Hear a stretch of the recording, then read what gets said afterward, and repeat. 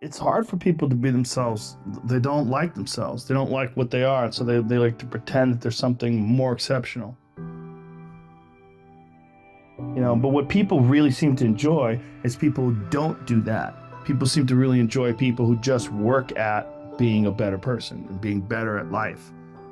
You can learn a lot from someone about how much attention they spend on other people's failures, right. How much time they spend pointing out other people's failures, and how little time they spend reflecting on their own. I'll be the first guy, if I fuck up, if I get angry at something I shouldn't have got angry with, I pride myself in calling myself out. Because a lot of people have a hard time defining themselves. They define themselves by failure because they failed. But I'm like, you're not your failures, you're you. Okay, your life is a series of lessons you've learned. Now, if you just dwell on the failures, like that's not healthy. It's not smart and it's not empowering. What you got to do is look at those failures and go, well, now you know what not to do. But you're not that. You're you. You could have done the stupidest fucking shit ever, but it's not you. That's not you. You're a different thing. You're the being that's experiencing all these failures. And if you know that they're ups, then you've learned. Okay? If you repeat them over and over again, well, then I can't talk to you. I mean, that's the bright side of tragedy. So when you come through it, you really will have an appreciation for the moments without tragedy. You don't really feel it unless unless life burns you. You don't really feel it. Understand that you can struggle, and you can realize that sometimes when things are really hard to do, you think, oh my God, I gotta stop doing this. But once you do it and you complete it, you have a satisfaction, this sense of satisfaction that you did something really difficult that is irreplaceable. I think the idea that's important is action. Do things. Yes. Actually do things. To procrastinate and sit around and debate things forever before anything gets done, there's a proper balance though of enough action and enough thinking. That's what I like about physical pursuits, man. You find out who the fuck you are. You find out whether or not you're that person who can keep going, whether you're that person who is consistent. So many people, they start off like, I'm gonna run a mile a day, and they run a mile a day for a couple weeks and they fuck off. It's consistency. This showing up when you don't want to show up, forcing yourself to do things you don't want to, but then reaping the rewards.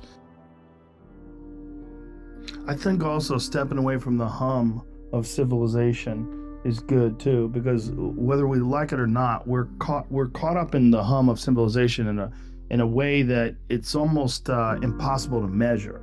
It's happening to you if you're in traffic. It's happening to you when you're around large groups of people. There's a constant inundation of input from other folks. And when you're in the woods, one of the first things that you realize, especially when you sit down and you look out over a large ridge and valleys, you see the mountains behind it, you realize this stuff doesn't give a fuck about me. Right. It's been here long before me. It'll be here long after I'm gone. Perspective. Yeah. It's the ultimate perspective enhancer. And, it's just, you just look around, you just see these things that are out here hustling.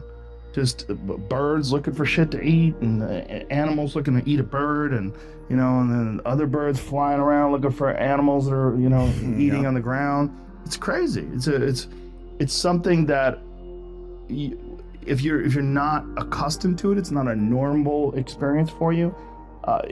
When you get out there and you soak it all in, and you are in the forest and you are in nature, it's very humbling, very humbling. It just puts it in perspective. Like, you're just a part of this insanely huge ecosystem. Mm-hmm. And these cities and this this unnatural thing that we've created that we really haven't adjusted to yet. It's not good to spend that much time in that, because also you can get caught up in the way everybody else thinks. And they're not always necessarily thinking in a way that's beneficial for you or for them. I don't think we're programmed to be steady and stable, because I don't think there's never a time in human history where life has been like super peaceful and easygoing. Like, you have these little kind of breaks where no one's coming over the hill with a sword and a fucking gang of barbarians. The orcs are not reading for a little while. So you get a little break, and that's part of what people appreciate about life, is those breaks. But you have to have the chaos too, and I think it's kind of built into the system. that there is always going to be this up and down. And I think it's also built into the way you interface with life. You know, you're not always going to feel great. You're going to have weird days, you know, but those weird days where things are shitty, one of the things it does is it really makes you appreciate the good days. And I think if every day is too good, that's the problem with people that are on like certain medications. It sort of make everything a 7 or a 6 all day, every day. It's just gray and pale and boring. Yeah. And there's no ups and no downs. There's no nothing. It's just flat. I'll take the life of the poet, the 1s and the 10s, those screaming, blistering 10s, and those fucking heart-wrenching 1s. Like, for sure, I'll sign up for that. What else are we gonna do? Try and just ride out the middle ground? Like, that's just less interesting to me. There's a lot of lessons in those 1s. You know, the biggest ones. You come out of those like a different person. Like you learn things. Your mind has to seek discomfort. It has to seek these difficult tasks. You have to enjoy it. And you have to figure out a way to make your mind enjoy those things. And some people it comes easy and some people it doesn't. Some people it takes a long time. I always tell people the best thing you could ever do is force yourself to a schedule. Just write it down. Like today I have to do an hour on the treadmill. I have to do an hour, no matter what. Even if you're fucking walking on it, you're doing an hour on a treadmill. The next time you're going to do it, just, okay, you did an hour and this is the amount of miles you got in. Next time you're going to, add 3 miles. Put an extra 3 miles in that 1 hour. And just keep doing things like that. Write down, today I'm going to do 100 push-ups, and I'm going to do 100 sit-ups, and I'm going to do 100 chin-ups. That's today. And then force yourself. Force yourself to adhere to a schedule. Make a Monday, Wednesday, Friday workout schedule. Give yourself some time off, Like don't even crush yourself to the point where you can't do it. Make it so that you really appreciate those Tuesdays and Thursdays. But on Monday, Wednesday, and Friday, you're gonna fucking get after it. And this is what you're gonna do.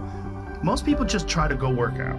And you're kind of aimless, and you show up, and you pick up the jump rope, and you jump a little rope, maybe you hit the heavy bag a little bit, maybe you do some curls, but you don't really have an aim, That's why people like to hire trainers, because a trainer will tell you what to do. Well, you can tell yourself what to do. If you don't have money for a trainer, you don't even have to have fucking equipment. With bodyweight squats, sit-ups, chin-ups, push-ups, you can kick your fucking ass. You could give yourself a brutal full bodyweight workout. And you can find these for free on YouTube. There's a ton of them. There's a ton of these bodyweight workouts you can do. Just force yourself. Write it down. Monday, Wednesday, and Friday, I'm going to do 100 push-ups. I'm going to do 100 chin-ups. I'm going to do 100 sit-ups. Even if it takes me all fucking day. Even if I have to do 10 and 10 and 10 and keep going all day. Just that's what you do. Do 10 push-ups, take a break for 20 minutes, do another 10. But get those 100 in. You gotta have discipline. Motivation's great. I love it. I love music. I love watching a David Goggins clip online, or Cam Haines, or Jocko Willink, or any of these savages. There's so many people out there. You could watch one of their videos where they tell you what to do, and you just get fired up and you want to go do it. But that's not always going to be there for you. No. Sometimes you gotta decide. Check the box. This is what I'm doing every day. Yeah, you get Rain used or to shine. doing it. Yeah. This is what I do. This is what I do.